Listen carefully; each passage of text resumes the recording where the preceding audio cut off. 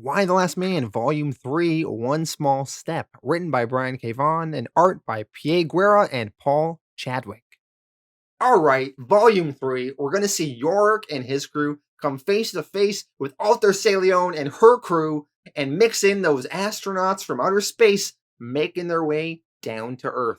Then, after the first story arc in this volume, we're going to have a 2-issue side story called Comedy and Tragedy, which initially I kind of felt was a little bit of a waste of time, but it became very compelling near the end of that particular story. So it's going to be a pretty good volume. Before I dive into the story, though, I want to talk about some of your comments and perceptions of Yorick so far, because I've been reading the comment section, and it's pretty funny how much of you hate Yorick, our main character.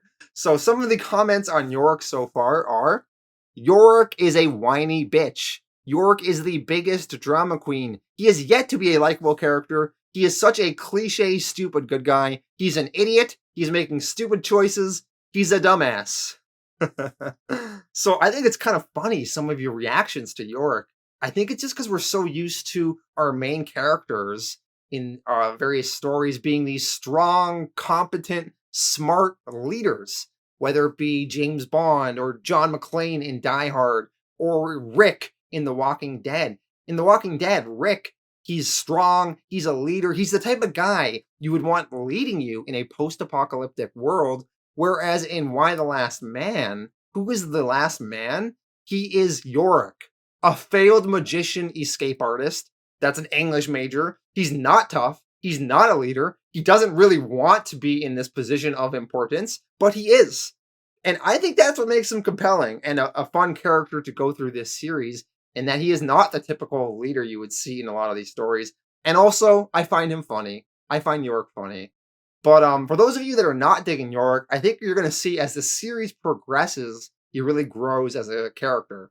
But not in this volume. In this volume, Yorick, he's going to just get up to his same shenanigans, and he has some funny lines in this, so you just kind of got to enjoy the journey for now with Yorick. Let's dive into the story for Volume 3, One Small Step. Issue 11, One Small Step, Chapter 1. Yorick now has a big beard, and he is lying on some rocks brooding. 355 found some cigarettes, so she asks Yorick for a lighter, and Yorick says he'll give it to her, but she has to give him a smoke in return, and 355 replies, "Sorry, Yorick, President ordered me to protect you, not solely your pink lungs." And Yorick to that says, "Suit yourself. Hope the Culpa Ring taught you how to rub two sticks together, because he's not going to give her his lighter." 355 then caves and gives Yorick a cigarette, and the two of them smoke. Yorick, though, he begins to cough immensely from the smoke. Clearly, he's not much of a smoker. Allison Mann returns to the both of them, and when she sees Yorick smoking, she yells to 355, "How the F is he supposed to save the planet when he's cancer-ridden and impotent?" Anyway, Allison says the train engine has been fixed, and they are good to go back to the train now, so this is why they were having a little bit of a break, not on the train because they were waiting for it to be fixed. Allison gives Yorick ampersand back and tells Yorick that she's tired of looking after the monkey. He defecated in her medical bag. When Yorick walks on ahead of them, Allison asks 355, "Is there something going on between the two of you?" Now, Allison is asking this because when 355 was unconscious back in Ohio, she was saying something like, "I want you, Yorick." But Allison just thinks, oh, it was just the anesthesia talking, probably. 355 says that she is not interested in Yorick that way. She's just interested in keeping him out of trouble. So as Yorick heads back to the train, he runs into a transgender male, which is a woman passing for a man, who has a shitty fake beard. The transgender person comments that Yorick's fake beard looks pretty good. Of course, Yorick's beard is actually real. Yorick says, my beard is made up of gum and horsehair. The transgender person continues and tells Yorick that, if you were to bind your breast a little tighter, you would look almost passable for a man. And Yorick thanks the person and heads on the train. So they're all back on the train now, and it is moving once again. And Yorick is bored. He's looking out the window and sees nothing but rocks and trees. All of a sudden, though, they hear a loud thud on the roof of the train. So 355 goes to check it out. 355 tells Allison, do what we discussed if Yorick tries to follow me. So Allison, she readies a needle to knock Yorick out. And Yorick tells the two of them, you guys stink. 355 climbs on the roof of the train, and there she sees a blonde woman. This woman is a Russian secret agent named Natalia Zamyatin. We saw her briefly last volume. She talked to Victoria for a brief moment, mentioning the men in space that she was trying to get to. And then near the end of the volume, we saw her trying to get on the train as well. Now, she has some sort of connection to one of the astronauts in space who is Russian, which was teased at the end of last volume.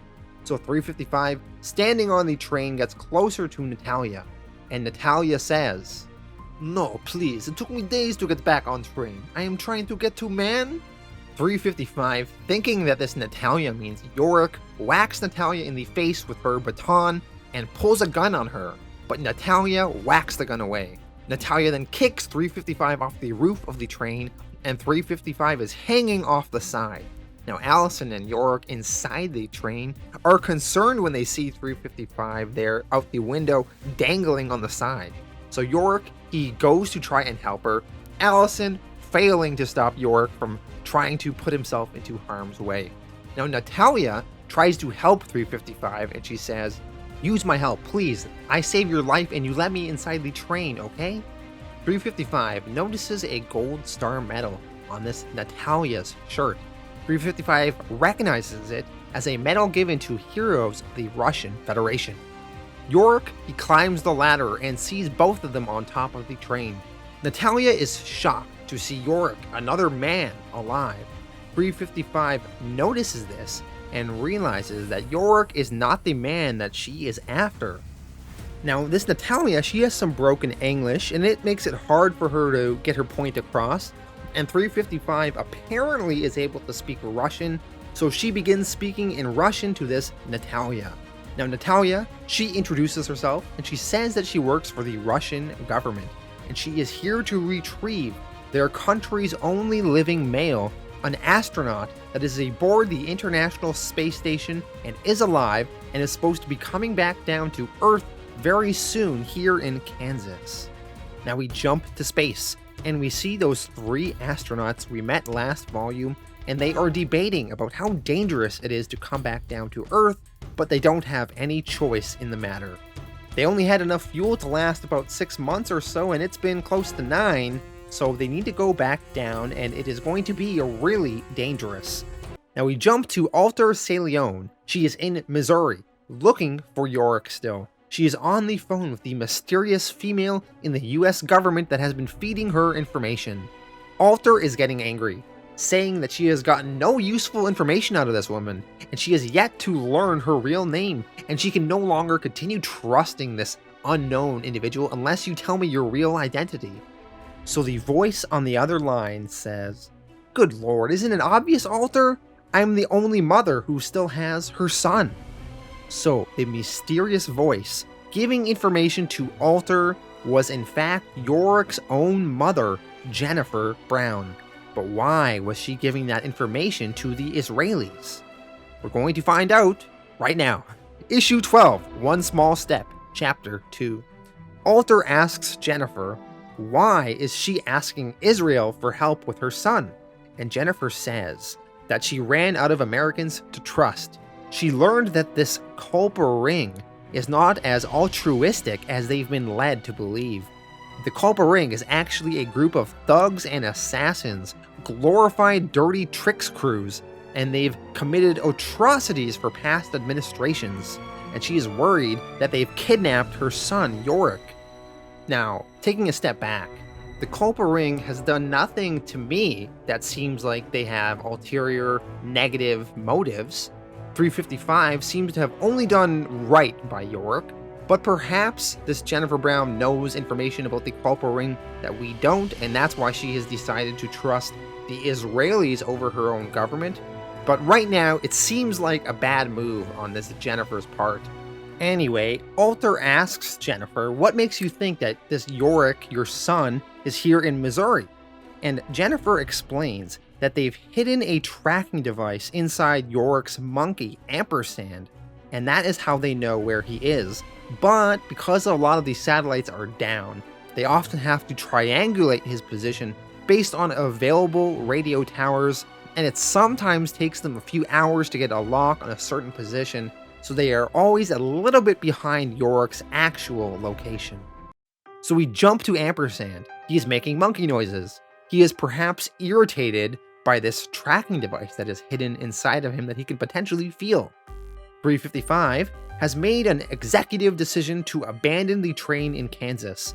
They are going to take a temporary detour and work with this Natalia to find these male astronauts when they land back down on Earth, because these male astronauts are going to need her protection as well as Allison's medical help. Now Yorick jumps in and he says, "They're also going to need my disarming wit too." Allison thinks it is weird that this space shuttle would land here in bumfuck Kansas. Usually it lands in Kazakhstan. Now Natalia explains that it's not possible for the space shuttle to land in Kazakhstan because we've learned in the Russian government that Kazakhstan was secretly operating their nuclear power plant, and the reactor had a meltdown when the plague hit, and now nuclear radiation is sweeping that country as well as her own country. 355 tells Allison that her colleagues in the Culper Ring have spent the last few months decommissioning all the power plants across America. So the Culper Ring is taking care of everything. There's going to be no nuclear meltdowns in this country. We jump to the International Space Station. The Russian astronaut Vlad is attacking the male astronaut Joe and accusing him of puncturing his suit. Vlad yells, "You want the virus to infect me at landing so you can be the only man on Earth?" The American astronaut Joe tells Vlad, "If I wanted to kill you, I'd get it over with up here." Siba, the female astronaut, interrupts the both of them and tries to get them to stop fighting. She says she's not sure if we can even make it back to Earth, and she needs both of them if they are going to have a real chance of surviving this. The male astronauts apologize and say that it must be the oxygen deprivation. It's making them psychotic. They come to their senses and they're all going to work together to make sure they can all get to the Earth safely. Back on Earth, Natalia tells them that from Russia's intelligence, they know that the US have something called a hot suite here in Kansas. So even if the man will still be infected by this plague if they land on the planet, if they are suited up and make it to this hot room, they should be fine and be able to live in there while they figure everything out.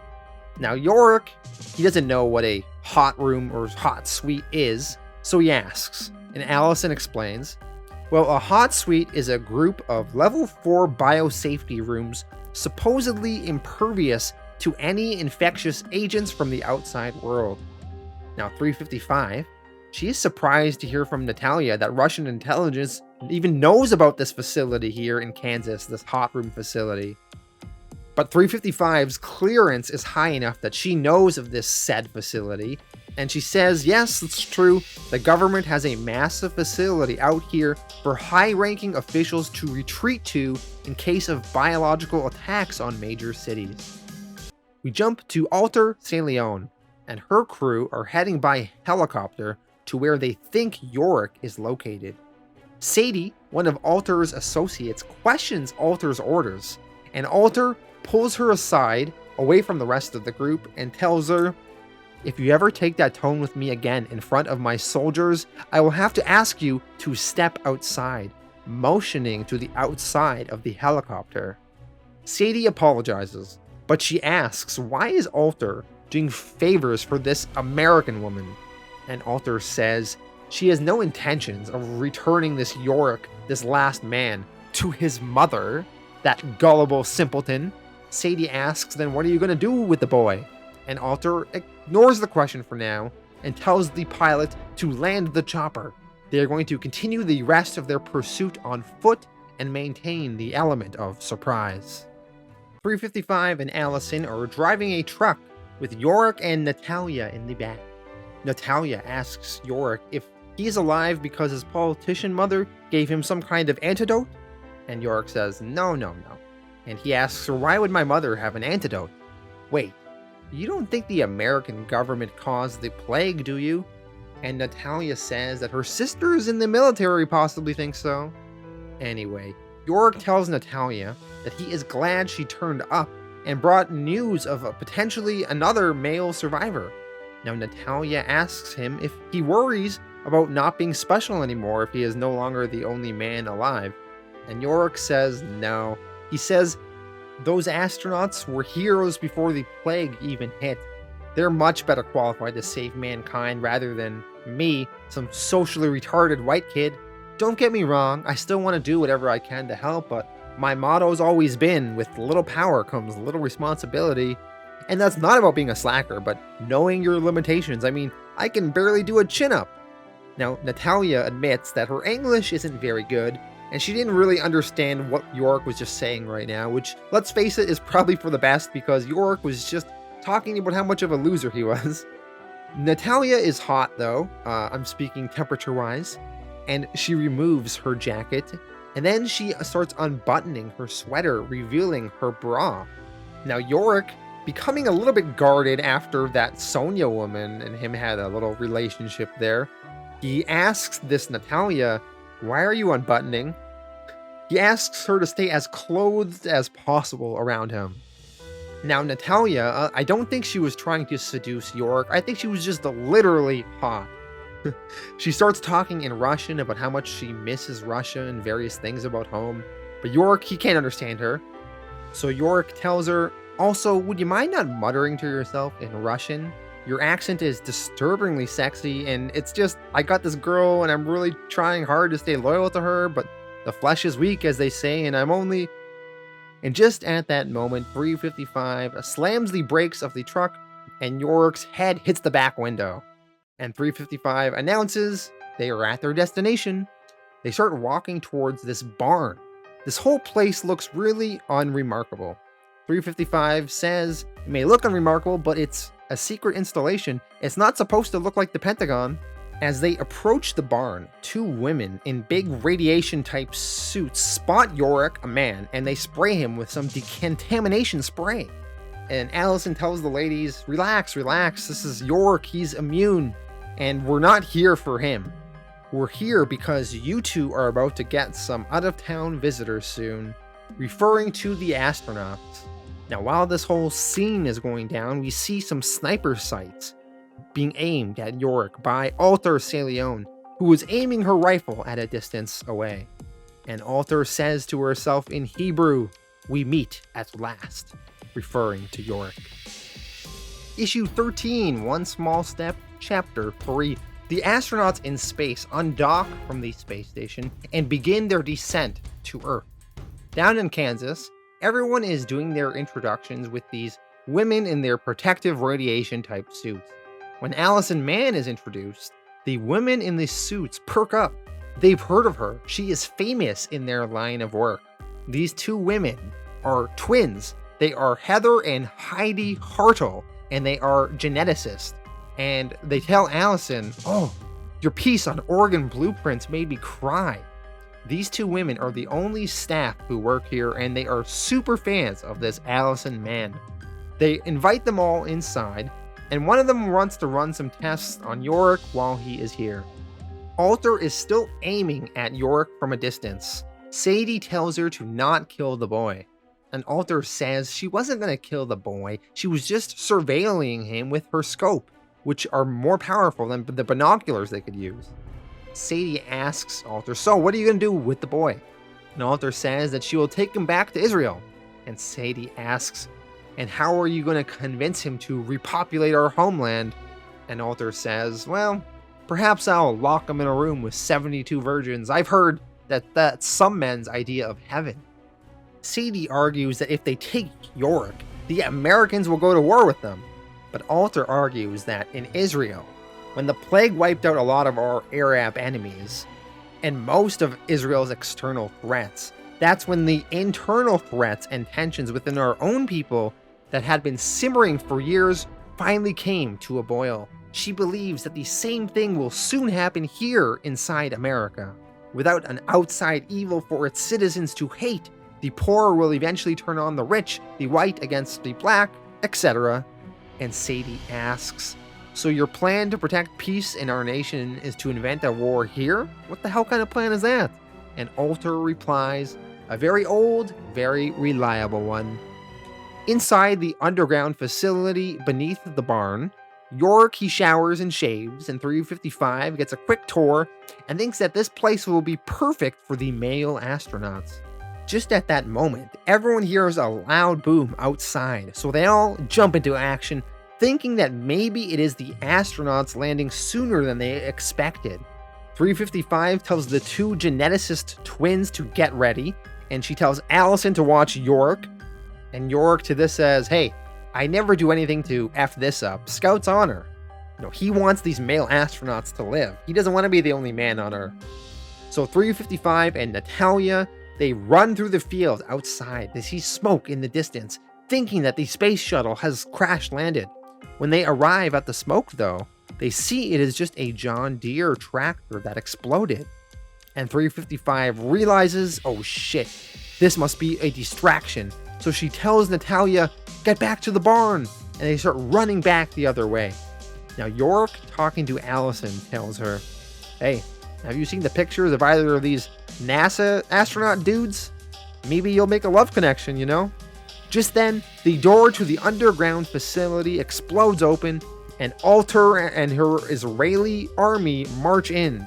And Alter says, Mr. Brown, you're with us now. And Allison asks, who the hell are you? And she is told, move and you're dead.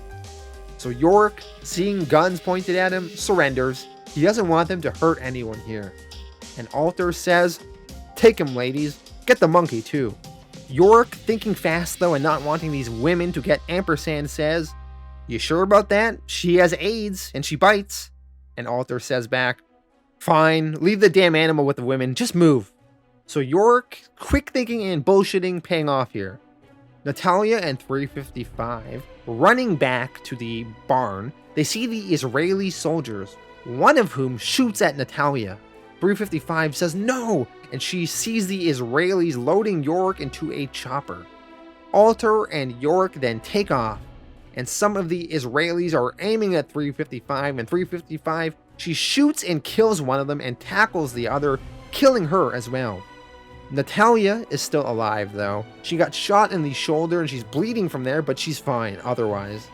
355, she grabs one of those Israelis' walkie-talkie radio devices and radios into it, speaking to Alter over the signal. And 355 tells Alter to bring Yorick back, because in a few hours, she can give Alter 2 men in exchange. Issue 14, One Small Step, Chapter 4. The astronauts in space make their descent to the ground. Alter is talking with 355 on the radio. She thinks that 355 is lying, and 355 tells Alter all about the astronauts coming down to Earth and tells Alter that she didn't have them in exchange for Yorick. Now Natalia is not happy about this, and she is arguing with 355, what right do you have to trade her Russian astronaut away?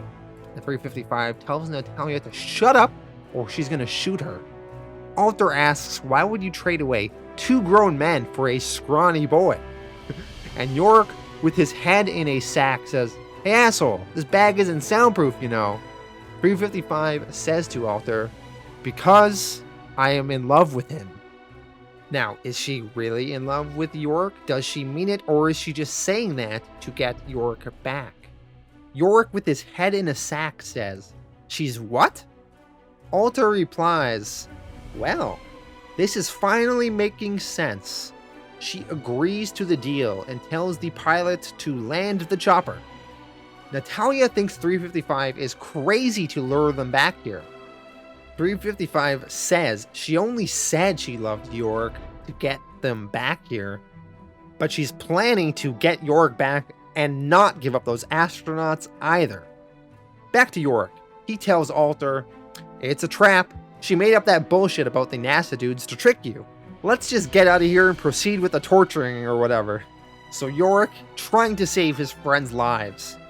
Alter thinks the more that Yorick objects, though, the more that she believes that this 355 woman is in fact in love with him. Sadie thinks this whole thing is preposterous. Alter says, though, she has a plan to get all the men. So she starts putting that plan into action and tells some of her troops to shadow the Americans' landing zone. Alter and Sadie, meanwhile, are going to stay back and guard Yorick. Alter thinks that 355 is pretty smart, and she might put in a plan to try and retrieve Yorick. After some time passes, Yorick says, "I think I'm beginning to understand this whole black bag on my head routine. It's not about keeping me in the dark, it's about helping you pretend that I'm just an object and not a person." Alter, she removes Yorick's sack on his head and tells him, "If I remove it, will you stop blabbering?" Alter tells Sadie to watch Yorick, because he apparently fancies himself an escape artist, so keep a close eye on him. And Yorick says to Alter, "Ooh, am I supposed to be impressed by your scary intel on me? Everyone who's read my award-winning newsletter knows what I do." Alter tells Yorick, "The handcuffs that you've been trying to escape from, they were designed to be 100% unpickable. The only Palestinian to ever break out of them had to saw off his left hand to get out." And Yorick replies, "Seriously, are you taunting me with a maniacal death trap? Where are you, a Batman villain? Seriously though, I thought you guys were the good guys. No matter what stupid shit your prime minister did, my parents were always huge supporters of Israel." And Alter tells Sadie, "Cuff him to one of the chairs inside the copter. If he refuses to be silent, knock him unconscious." We see 355 is in the field with Allison, hatching some sort of scheme of her own. They are being spied on by Alter's troops as this is going on. We see Yorick, he is talking to Sadie, and he tells her, "Look, it's clear you're not crazy about this whole campaign. It's written all over your face. Maybe you just think you are following orders here, but don't forget how that excuse went down over at Nuremberg." And Sadie tells Yorick, "I would advise you against comparing me to the people who killed my great-grandfather." Sadie continues, "Besides, Alter took a bullet for me. How could I betray her now?" Alter calls Sadie over immediately.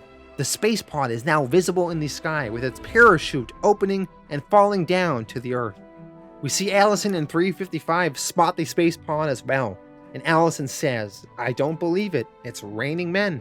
And 355 adds, "Hallelujah." We see Alter is putting her alternative plan into action. She actually had no intention of trying to get these astronauts. She just planned on killing them so no one could have them and they could have the only man. So Alter, she pulls out a big steel case and removes a surface-to-air missile device and is going to shoot down the astronauts. Sadie can't believe that Alter is planning this.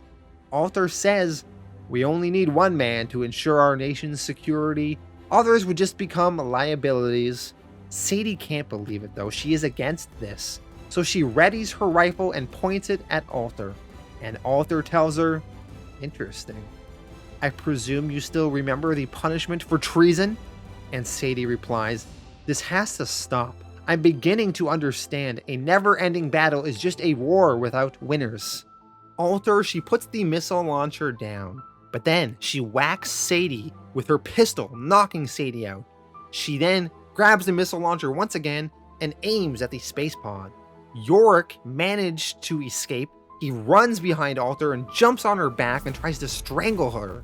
And he yells, "Maybe I don't know how to get out of these cuffs, but I do know how to get out of a fucking chair." Alter falls back, but she still manages to fire the missile. Now the missile flies into the sky. It definitely veered off course and it missed the bulk of the pod, but it still caused some damage to it. Alter yells into her radio, "Don't let them get to the spacecraft! Terminate the Americans!" Yorick then kicks Alter in the face. 355 hears that over the radio, and she tells Allison to get down on the ground. The Israelis start moving in. But 355 planned for this, and the Israelis start getting picked off with various sniper shots, getting shot in the shoulders, legs, and arms, because Natalia is hiding in a tree with a sniper rifle, shooting all of them. Natalia says to herself, "Poor dumb kids, like hitting fish in a bucket." Of course, it's fish in a barrel, but with her broken English, she almost got the phrase. 355, with the radio, tells the Israeli women, "Listen up. I'm sure at least one of you speaks English, so spread the word.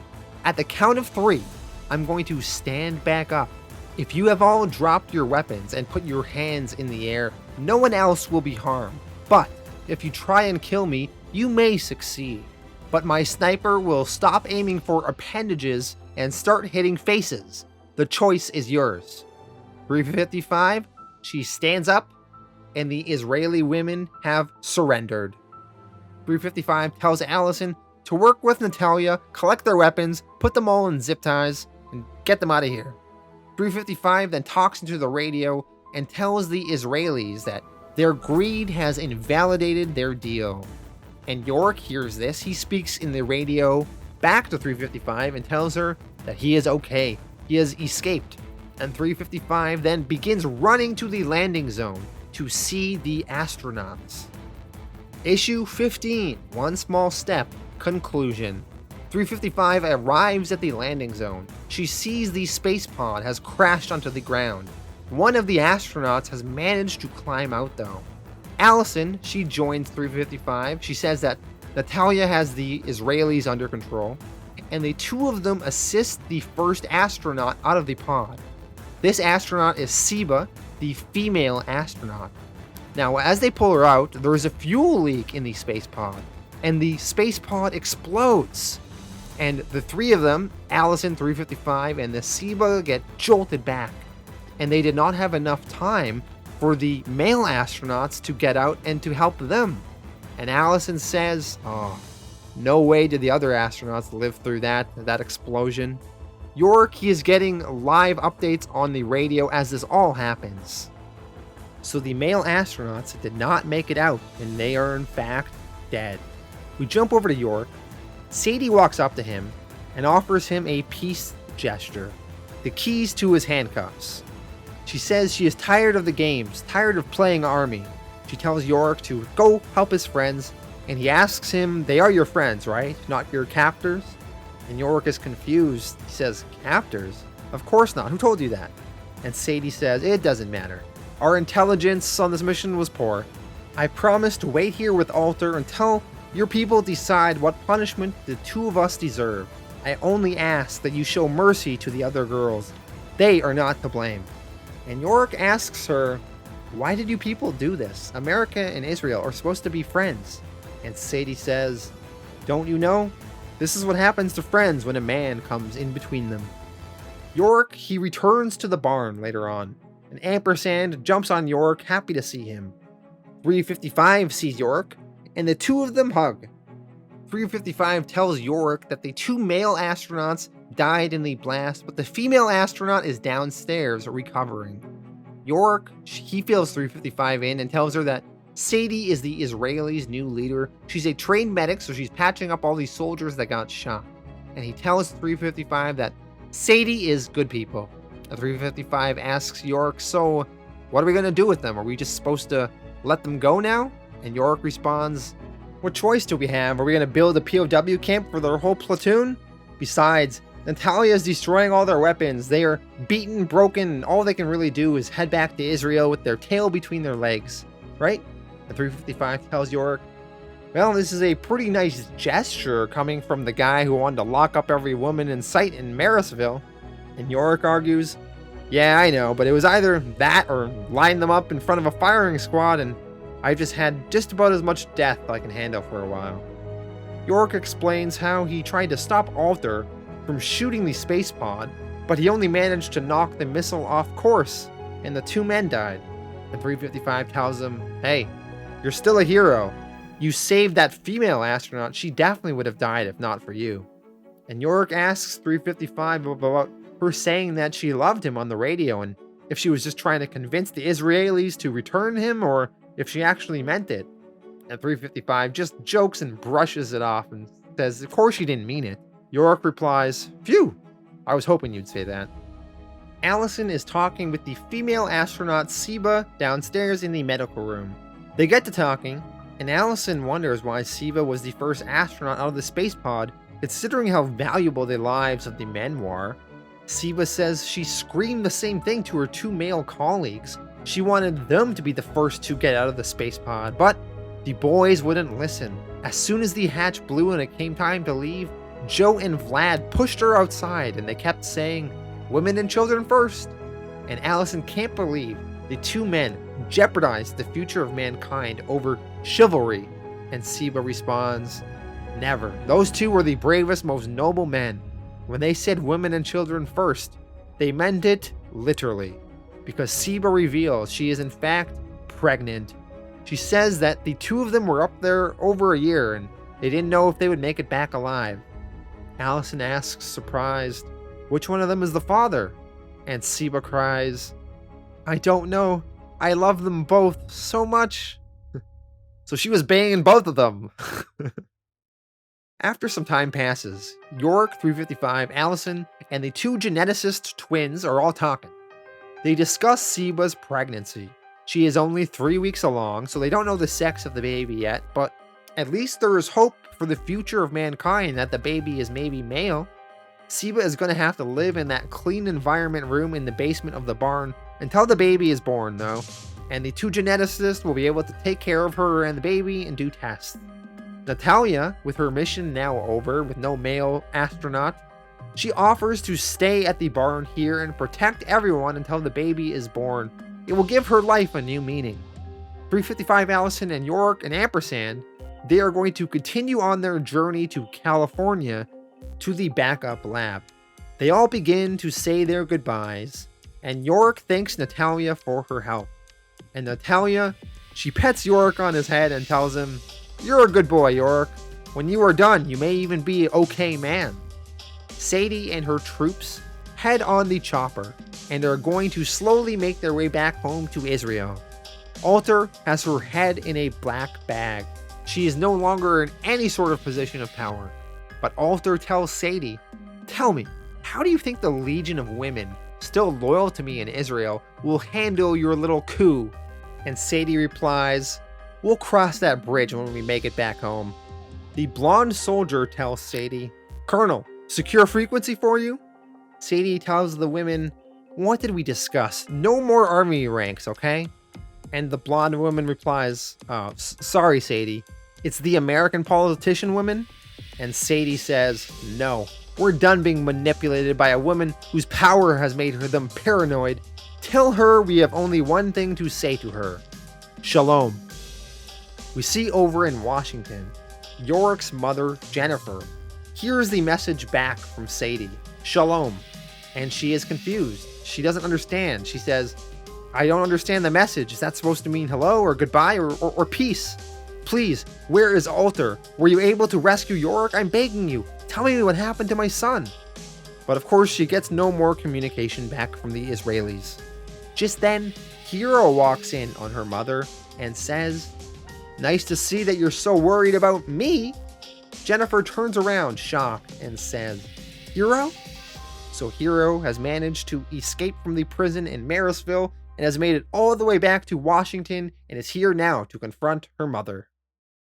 Alright, so that was the main story in this volume, but we do have a little 2-issue side story. So, issue 16, Comedy and Tragedy, Act 1 of 2.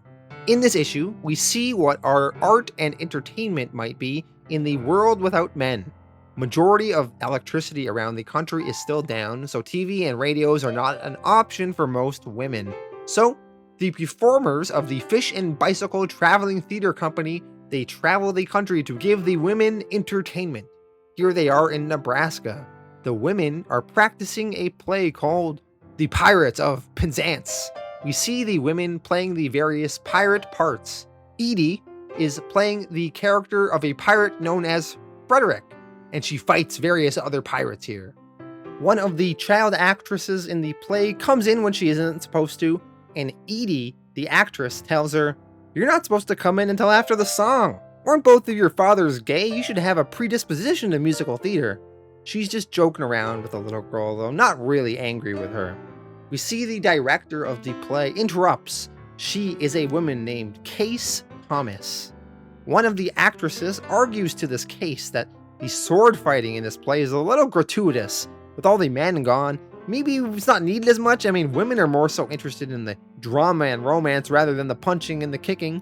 But Case, the director, argues, you can't make generalizations like that, Henrietta.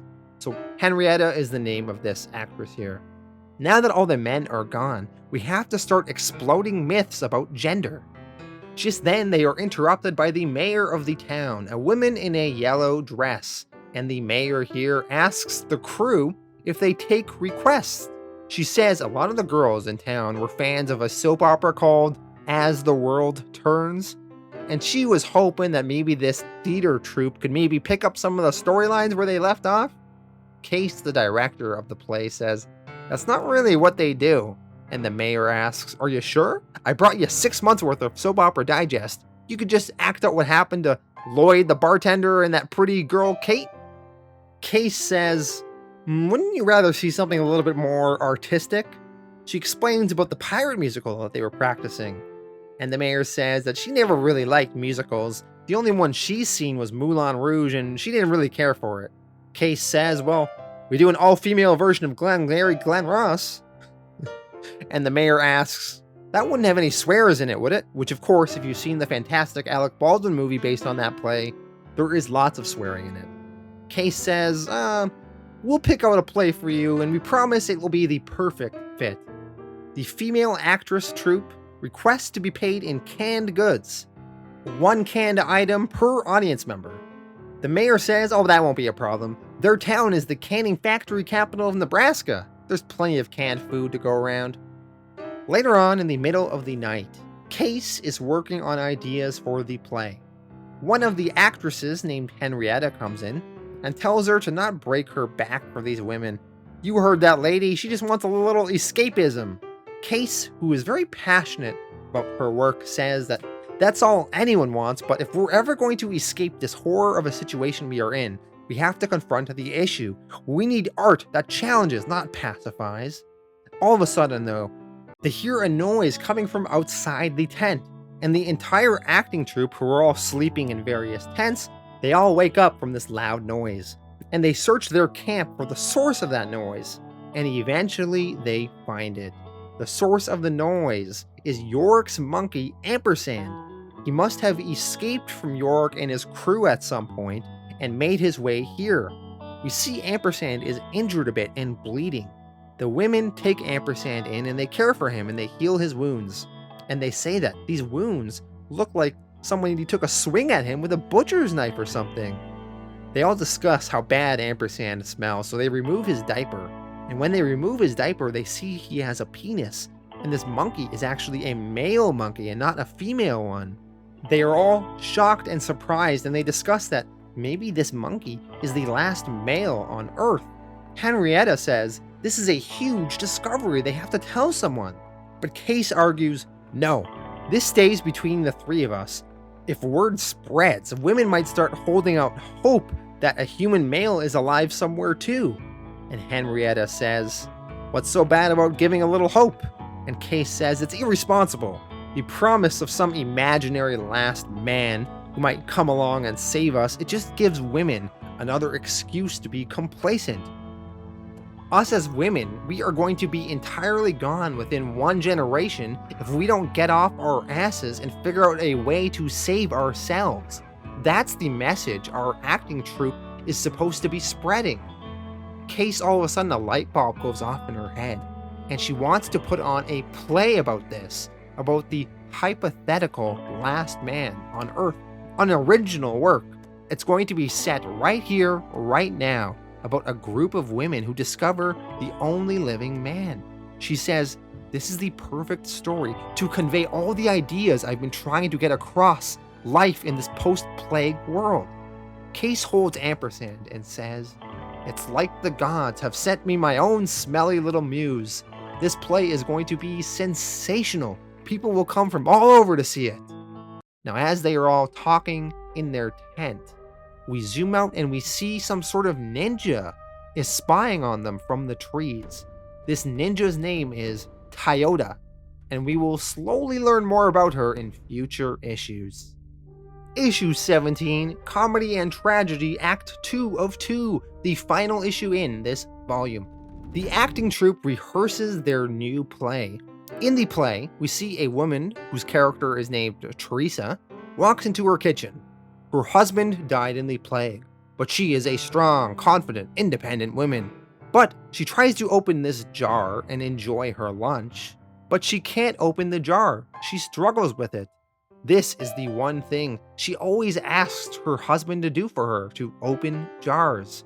She and her friends always joked that this was the only thing men were good for. Now, the enormity of the situation of this post-plague world then weighs on her. In anger, she smashes the jar on the floor in frustration. All of a sudden, though, her husband Lionel walks in, whom she thought was dead. Now we see Lionel is just the actress Edie, wearing a fake beard. Now Edie, she thinks Lionel is not a cool name for the last man on Earth.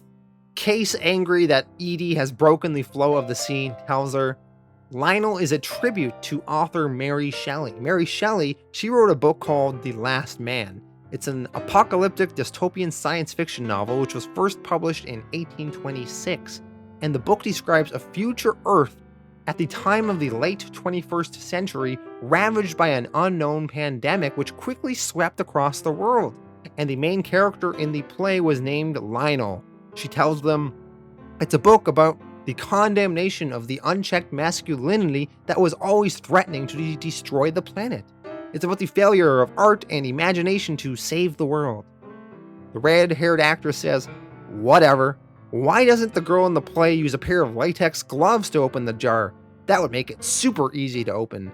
Case then explains, look, this isn't a play about household tips, it's about drama. The character's dilemma is an allegory. Christ, you act like this is your first play you've ever been in. They all take a quick break. Henrietta tells Case, go easy on the girls. Apparently, Case wrote this play in a single night, and the girls have been trying to get off book all morning. All of a sudden, the mayor storms up to them, the very woman that wanted them to do As the World Turns in play form. She is angry about the posters of the play that have been plastered all over town. We see the title is called The Last Man, and it has a picture of ampersand on it. The angry mayor says that she wanted a play about, something appropriate and old-fashioned, not this form of crass exploitation about a last man. And Case says, look, the first 2 evenings of our play have already completely sold out. But the mayor, she says that she thinks this play is distasteful to all the men who just died. But Henrietta argues it's provocative, but all in very good taste. And the mayor says that she is not interested in this pretentious garbage, and she wants them to peddle their filth elsewhere. But the theater troupe is not backing down. They are going to go forward with the play. And they say, look, we have the right to express ourselves. And the mayor says, well, she has the right to express herself too. And she storms off. As the mayor leaves, we see on a nearby rooftop that Ninja Toyota is still watching them from above. 11 hours later, it is now opening night of the play. The show is going on. Picking up from where we saw earlier in the play, the husband in the play, Lionel, walks in, and he gets slapped in the face by his wife, Teresa, who says, it's been 2 months. And Lionel says that he didn't die when the plague hit, but he was trapped in an elevator shaft and he was forced to feed on the flesh of the 2 men he was in there with. But it was his wife's face that kept him going. And finally, someone heard his cries and let him out. The wife in the play, she can't believe her husband is really alive, and they kiss, and the crowd of women seem to really love the play so far, and they are all clapping.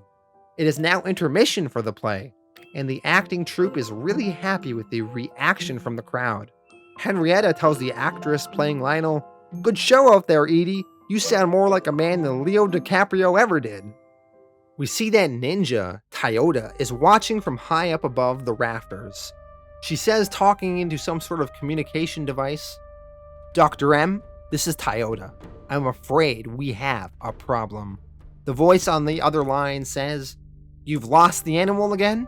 And Toyota tells the voice that she is right atop of the animal, but she can't retrieve the animal without potentially hurting a few civilians. And the voice tells her, damn it, the last thing I need is more blood on my hands. The voice continues, I can't guarantee that whatever genetic material you were able to carve out of this beast will be enough. So stay in position for another hour or so.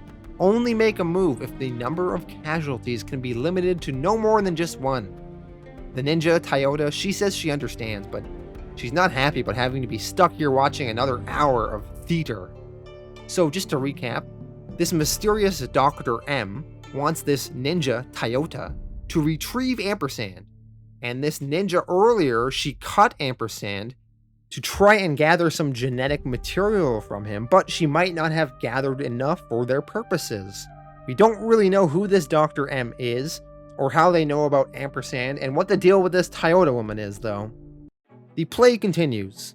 We see this Lionel, this last man, he is fighting all these women off who are fighting for him to fuck them. And Lionel is trying to get back to his wife, but the women are stripping naked and saying, forget her, take me, you can F my tits. And another woman says, no, take me, you can F my mouth. The mayor stands up and interrupts the play and she yells, I have seen enough. This play is a mockery. And the crowd tells her to quiet down. They want to see how this play ends. But she continues, it's obscene. Are we really just going to let these people portray women as petty, vicious tramps? And Edie, the actress playing Lionel, she's angry and she yells, you just interrupted my fight scene. And she jumps off the stage tackling this mayor woman and she yells, you fucking bitch. The fellow actors try to call Edie off of the mayor and stop the fighting. Just then, though, a gun blast rings out at the back of the theater hall. 3 people walk in. It's clearly 355, Allison, and Yorick in masks, and they are here to save Ampersand. Meanwhile, the ninja Toyota, she heard these gunshots and she runs away and she says to herself, enough of this low-paying bullshit. Allison tells the crowd that they are here for the monkey that was put on the posters that were spread all around town. And Case goes up to them and asks, who are you people? And 355 says, they're with WHO, the World Health Organization. And she continues, and the animal is a health risk and they want it back. And Case says, absolutely not, they patched him up. He belongs to them now. And Yorick says, oh, the monkey's not really a boy, it's a female with male genitalia. And 355 says that the monkey is a genetically engineered new breed of plague-resistant hermaphrodite and it escaped their facility, but it carries a highly contagious Asian flu. Case, hearing all that, says, oh. So she gives Ampersand back to them. And then Yorick, he says hello to Ampersand once again, and Allison tells Yorick, this is the last time we leave you to keep an eye on him. And Yorick says to Allison, I told you, when I woke up, Ampersand's traveling case was empty and some ninja chick was jumping out of our train car. And Allison replies, ninja chick, right. So that's why Ampersand was missing. This ninja tried to get Ampersand on the train. She took off with Ampersand and then the 3 of them got off the train and tried to track him down. 355 though, she thanks the crowd, apologizes and starts heading out. And Yorick asks though before they leave, is this play really about the last man on Earth? And the women in the play say it is. And Case right here is the author. And Yorick asks, how does the play end? And 355 tells Yorick, come on, we don't have time for this. And Yorick says, wait, I want to know, does this play have a happy ending? And Case replies, of course, the last man saves the world. And Yorick, very curious, because he's of course the last man in the real world, he asks, really? How does he do it? And Case says, by committing suicide and letting the women save themselves. Yorick pauses and then says back, no offense, but your play sounds like a real piece of shit. And then he leaves. And Case then says, everyone's a critic. And that is the end of the volume. Alright, so that was volume 3. I really enjoyed that last moment with Yorick saying, no offense, but your play sounds like a real piece of shit. Because Yorick, he's the last man alive in the world, and he doesn't want to hear about the last man killing himself, and that's what saved society. So that was a really fun moment to end this volume with. But let's recap the volume overall. I have 2 slight disappointments in this volume. One is the male astronauts not even being able to make it out of the space shuttle and just exploding within that shuttle. How disappointing and anticlimactic is that? So that was kind of a bummer. I also hate Jennifer Brown, York's mom, calling the Israelis to save her son. I just think that was a really dumb storyline and decision for her to do. She sends Yorick with the Culpa ring, and then immediately after sending him, she realizes, oh shit, the Culpa ring's actually kind of sketchy. Better call the Israelis because they're going to save my son for me and expect nothing in return. I don't know. I didn't like that. I think it was stupid. But I enjoyed the volume overall and most of the rest of the volume. I liked the little battle on the farm with Yorick and Alter and her whole crew and how that all resolved and that Alter is now kind of taken off the board. So that was all really good and fun. I like the second storyline with the female acting troupe and seeing their struggles and just seeing how society would go on with arts and entertainment in this post-apocalyptic world with only women. So that was a really fun storyline as well. So overall, I still think this volume is maintaining its quality, and I'm going to give this one an 8.5 out of 10. Thank you all for watching. I will be back next week with Volume 4.